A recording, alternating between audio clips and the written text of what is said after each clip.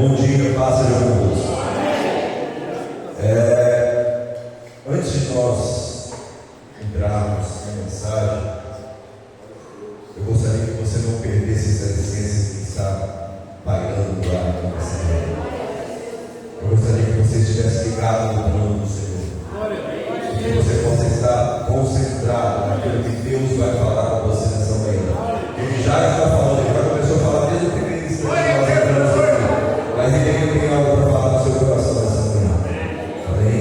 Senhor, em nome de Jesus, Pai, que o Senhor continue falando, que o Senhor continue usando, ó Deus, aquele que o Senhor quer usar da forma que o Senhor quer usar, e que eu seja um instrumento vasto nas suas mãos essa manhã. Que o Senhor possa trazer, ó Deus, a memória, que o Senhor possa trazer ao coração, a mente de cada um de nós, discernimento acerca da tua palavra, sabedoria para entendermos os teus propósitos em nome de Jesus. Amém. Amém. Você que trouxe, que tem a sua vida, abra comigo, por favor, o livro de Mateus, Evangelho de Mateus, no capítulo 20. Mateus, capítulo 20. Nós vamos ler a partir do versículo 17. Hoje é domingo de Páscoa e a pastora Marcela convidou para ministrar essa manhã, que também é manhã de primícias. Ela trouxe aqui o tema Ele vive. Acho que você não entendeu. Glória a Deus. O tema do curso de primícias é Ele vive. Glória a Deus.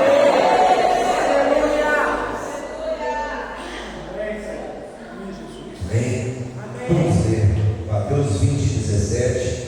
E subindo Jesus para Jerusalém, tomou a parte dos seus 12 discípulos no caminho e disse-lhes: Eis que nós subimos para Jerusalém, e o Filho do Homem será traído aos principais sacerdotes e aos escribas, e eles o condenarão à morte, e o entregarão aos gentios para que deles zombem, e o açoitem, crucifiquem, e ao terceiro dia ele ressuscitará. Amém? Pode sentar aí, por favor, depois nós vamos ler mais um trecho. Mas eu gostaria que, antes de entrar na mensagem, deixar aqui para você uma explicação. Talvez você ouve falar de Páscoa, você já desde criança sabe que depois do período denominado Quaresma, nós temos a Páscoa. E a Páscoa, o que é a Páscoa, pastor? A Páscoa é o coelhinho que trazia chocolate para nós, né? O que é a Páscoa? A Páscoa é nós nos presentearmos, colocarmos presentes. Da onde que surgiu esse negócio de Páscoa?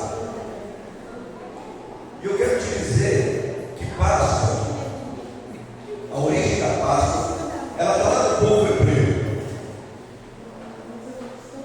Se você pegar o livro de Êxodo, capítulo 12, nós não vamos ver porque nosso tempo é curto.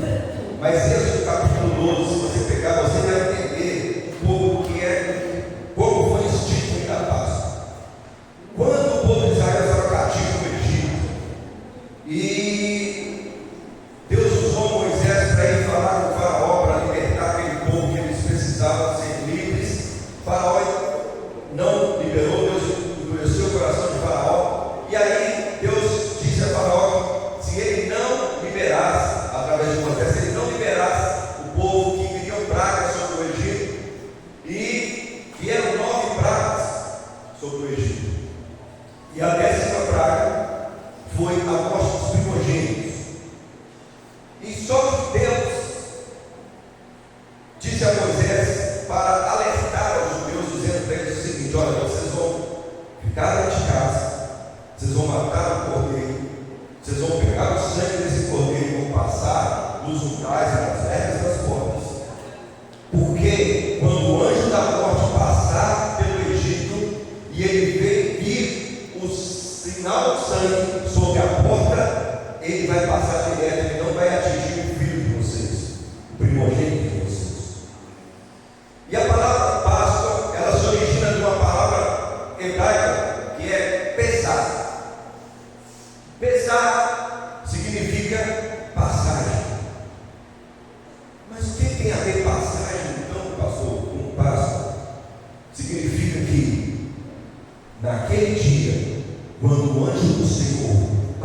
o anjo da morte passou pelo Egito, ele simplesmente passou pela casa daqueles que tinham a marca do sangue sobre a sua porta. Os filhos, os primogênitos, daqueles que não tinham a marca morreram, mas aqueles que tinham a marca, eles não morreram, eles não foram acometidos daquela praga, porque havia uma promessa para aquele povo e Deus havia prometido. E eu quero dizer uma coisa para você sobre a sua vida hoje, meu amado. Não é o sangue de um animal que foi passado sobre a sua vida para poder marcar, mas o sangue do Cordeiro vivo que reina para todos sempre. Ele foi entregue como um cordeiro morto, a Bíblia fala isso. Foi morto como um cordeiro calado, sem reclamar, sem merecer. Mas ele foi entregue. Só que o sangue dele que foi vertido na cruz do Calvário nos marcou para que quando o inferno passar por nós, quando o diabo passar por nós, aquilo que ele tentar nos alcançar, ele não vai conseguir, porque sobre nós existe uma marca. Aleluia. Você já entendeu o que é Páscoa? Chocolate é muito bom, gosto também, viu? Se quiserem trazer, pode trazer, eu entregar, fico feliz. Mas a Páscoa não é isso não. Isso aí, criação do homem. Mas vamos lá. Nós lemos aqui que Jesus estava caminhando em direção a Jerusalém. Ele estava indo para Jerusalém e de repente ele chama os 12 discípulos dele, se reúne com eles e fala: olha, nós estamos indo para Jerusalém, mas eu quero avisar para vocês que quando nós chegarmos em Jerusalém, eu vou ser preso. Quando nós chegarmos em Jerusalém, os soldados vão me pegar, vão me prender, vão me bater, vão me açoitar, vão me machucar. Eu vou passar por um monte de coisa e eu vou ser morto. Você já pensou, já parou para analisar? Você já parou para analisar a pessoa? Se Deus revelasse para mim e para você o dia e a forma como nós iríamos morrer, como é que nós iríamos lidar com essa situação? Se Deus te falasse: olha, você vai morrer no dia tal, e a situação, você vai passar por isso e isso, você morrer. Como a nossa natureza humana, o que você vai pensar? Nesse dia eu não vou estar nesse lugar, nesse dia eu não vou para esse lugar, e eu vou evitar o máximo fazer tudo que está sendo dito que vai acontecer no dia da minha morte. Olha, você vai morrer lá na João César, atropelado lá no domingo de Páscoa. Domingo de Páscoa, eu vou no João César, minha avó.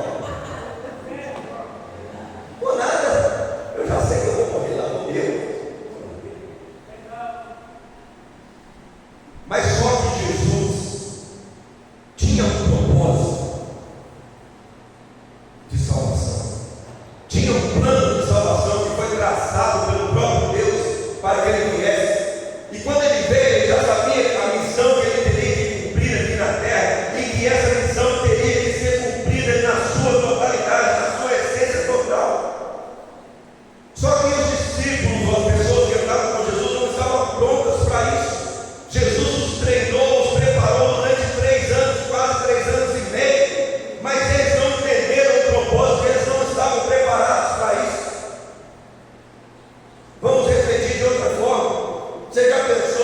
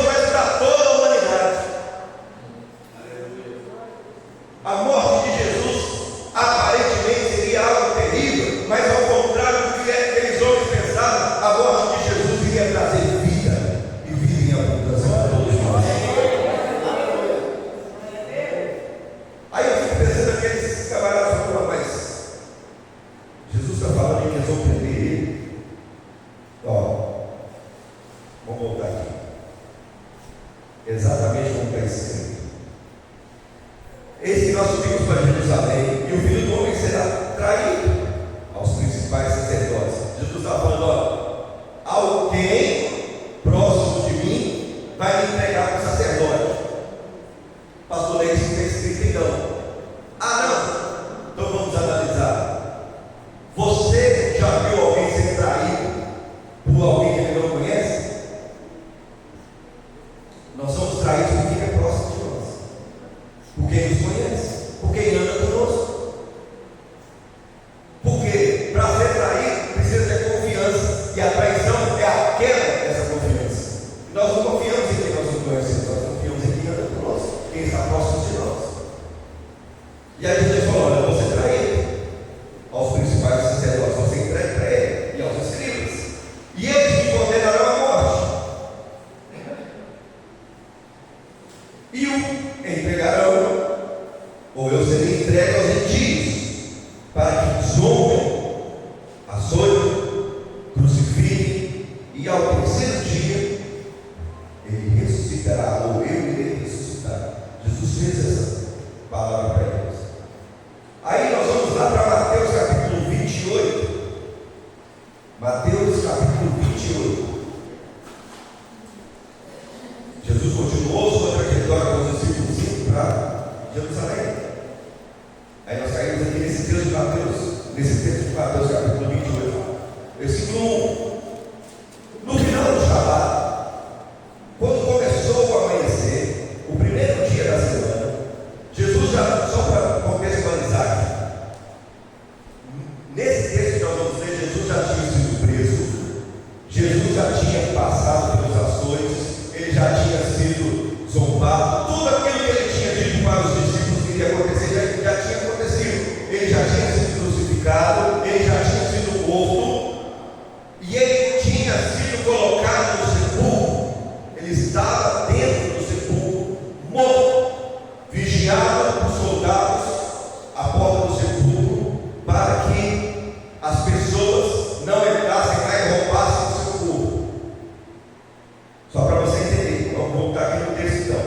No final do Shabat, quando começou a amanhecer, o primeiro dia da semana, Maria Madalena e outra Maria foram ver o sepulcro. Elas foram lá onde Jesus estava sepultado. E eis que houvera um grande terremoto, pois o anjo do Senhor descera dos céus e, chegando-se, removera a pedra da porta e sentou-se sobre ela. Veio um anjo, removeu a pedra da porta que fechava o sepulcro e sentou-se sobre a pedra. Aquela pedra, ela não era uma pedrinha comum. Aquela pedra não era algo leve de se remover. Por quê? Porque os romanos tinham o receio de que as pessoas entrassem no túmulo, roubassem o corpo de Jesus e dissessem que ele havia ressuscitado, porque eles haviam ouvido a profecia, mas eles falaram: não, essa profecia, isso aí é armação. Alguém vai entrar lá, vai roubar o corpo de Jesus, e aí vão falar que ele ressuscitou e ele vai ficar como um herói. Então nós vamos proteger aquele lugar para que ele não seja tirado lá de dentro, e eu quero ver essa profecia se cumprir. Essa que foi a intenção dos romanos ao fechar a sepultura com a pedra e colocar soldados lá na porta.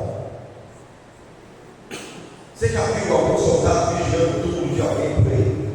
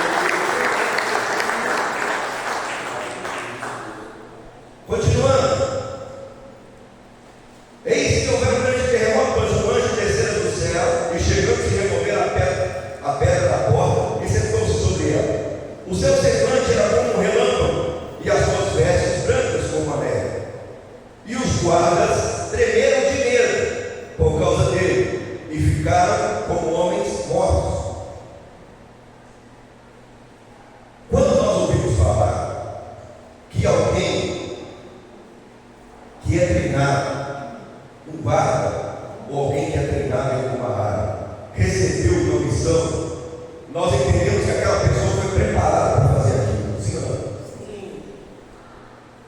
No meio militar aí, quando alguém dá uma missão, o jargão é missão dada, missão cumprida.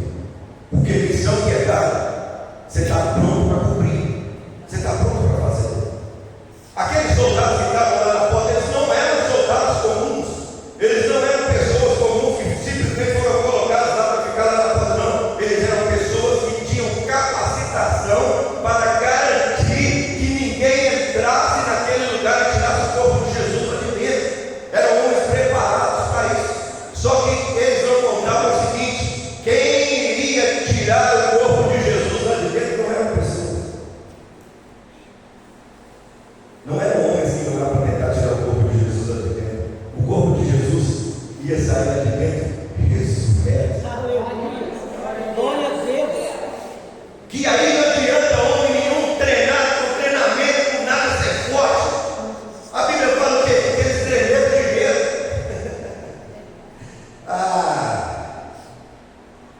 Quantas vezes a gente acha que é forte demais, que é corajoso demais, que pode tudo, mas nós não podemos esquecer que sobre nós e acima de nós existe alguém sobrenatural, que é capaz de mover os céus e a terra e fazer com que coisas impossíveis aconteçam, e nós diante dele não somos nada.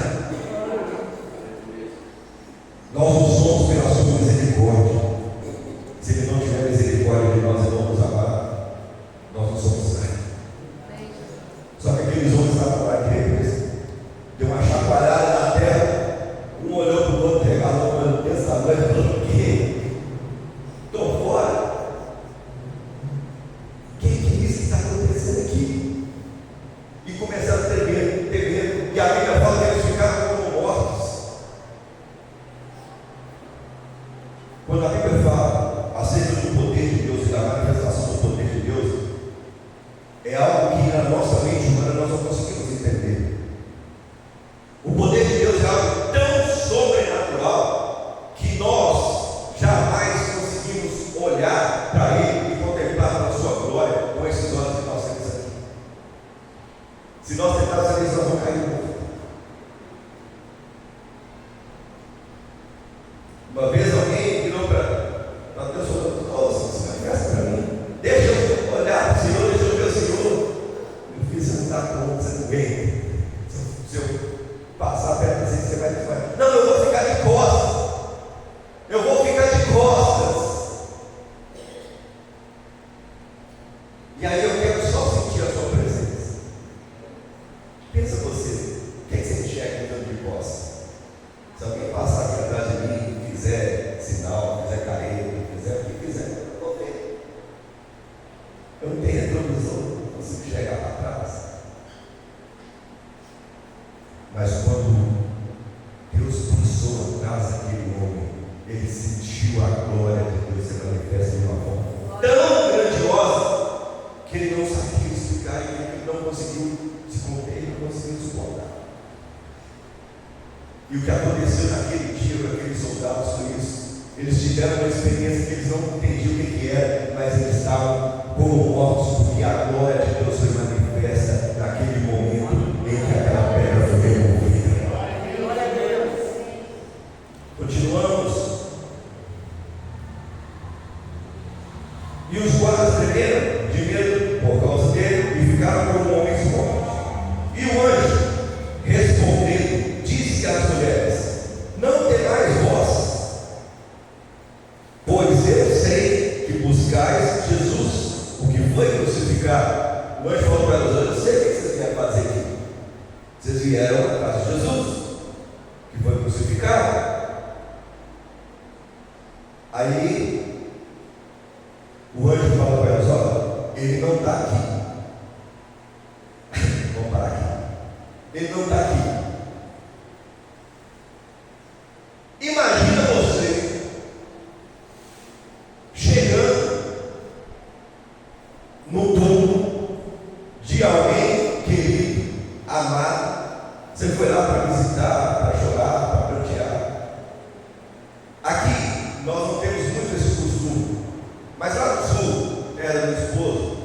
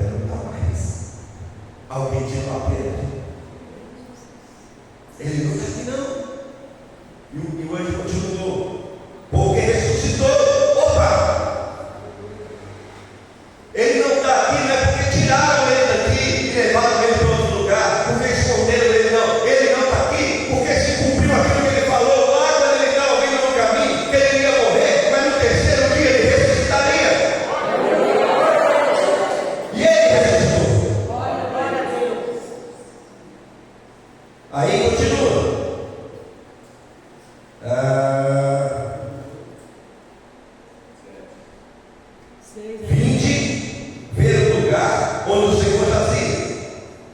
Ele falou: olha, ele ressuscitou. Mas, ainda assim, eu vou levar vocês lá para ver onde ele está, para vocês terem certeza que ele não está lá mais. Sabe por quê? O ser humano sabe pedir também. Elas tinham a promessa, tinham a profecia de que Jesus morreria e no terceiro dia ele iria ressuscitar. Eles já tinham sido avisados, os discípulos, os apóstolos tinham sido avisados, todos sabiam, mas eles só conseguiriam entender quando acontecesse diante dos olhos deles. Sabe por que muitas vezes as coisas não acontecem para nós? Porque nós estamos esperando elas se materializar, e Deus muitas vezes não vai se manifestar para nós visivelmente. O que ele faz em oculto. A Bíblia diz que ele se manifesta de inúmeras formas. Ele se manifesta no vento, na brisa suave, no trovão, no relâmpago, no terremoto. Mas tem muita gente que está esperando Deus se manifestar para ele de uma forma cinematográfica, como os filmes de Hollywood. Ele quer estar lá orando, ou estar lá deitado na cama dele, e de repente um clarão aparecendo no quarto dele, ele ouviu uma voz: eu estou aqui. Senhor, é o Senhor que está aqui, então fala comigo. Eis que eu te digo, meu filho. Deus pode se manifestar dessa forma, pode. Ele pode se manifestar, mas talvez não é dessa forma que ele tem preparado para se manifestar para você. Ele se manifesta para você todos os dias de várias formas, mas muitas vezes nós, na nossa pequenez, nós passamos direto e não observamos e não conseguimos ver a manifestação do poder de Deus e da presença de Deus sobre a nossa vida.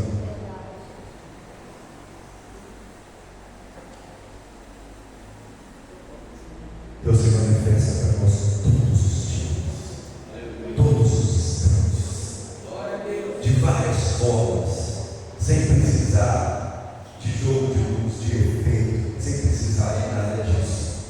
Deus às vezes usa uma coisa muito simples que nós achamos que não tem valor nenhum para nos mostrar que a glória dele está sobre nós. Mas aí hoje fala para elas: olha, vou mostrar qual é para vocês que o glória de Jesus está. Aí elas foram, aí o anjo falou com elas: olha, vai correndo, ou ide depressa, e dizendo aos discípulos que ele está ressuscitado dentre os mortos, e eis que vai adiante de vós para Galiléia, ali o vereis, eis que vos tenho dito. Vai e corre para os discípulos e fala com eles: olha, aquilo que ele falou com vocês no caminho, quando ele estava aqui, aconteceu. Ele ressuscitou. Ele ressuscitou, ele não está atrás entre os mortos. A morte não conseguiu segurar ele lá. Porque sobre a morte existe um poder sobrenatural daquele que é o Criador de todas as coisas. Se ele é capaz de controlar a morte, o que não é possível para ele fazer? Nós falamos aí, nós, enquanto seres humanos, a gente fala: não, tem solução para tudo. Para tudo a gente dá um jeito, menos para a morte. Porque a morte não está na nossa mão. A morte nós não temos poder para vencer, para lutar contra ela. Mas o Rei dos Reis e Senhor dos Senhores, ele venceu a morte.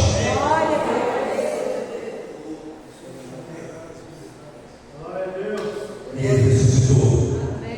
E nessa manhã ele quer falar com você.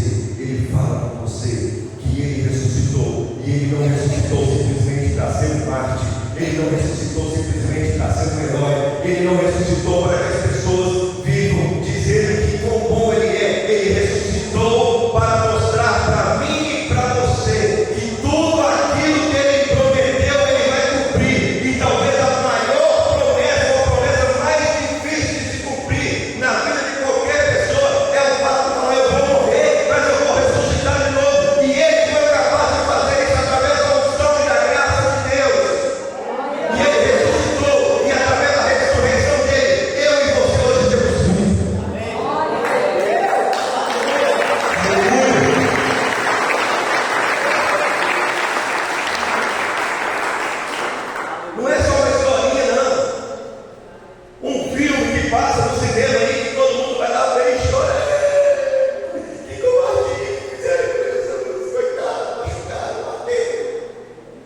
triste ver, mas aquilo é o filme. É inimaginável que Jesus passou por minha causa, por sua causa, sem precisar passar, sem ter nada para passar.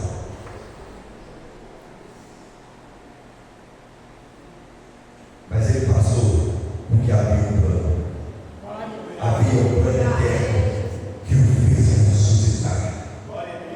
E por isso, hoje, toda a honra, toda a glória, todo o louvor, toda a majestade seja dada para Jesus, o nosso amado Salvador, que por causa da sua morte no Calvário, nós fomos lavados com aquele sangue, recebemos a oportunidade de salvação, e por causa daquele sangue que foi derramado, hoje nós temos a esperança de um dia morar com Ele na glória.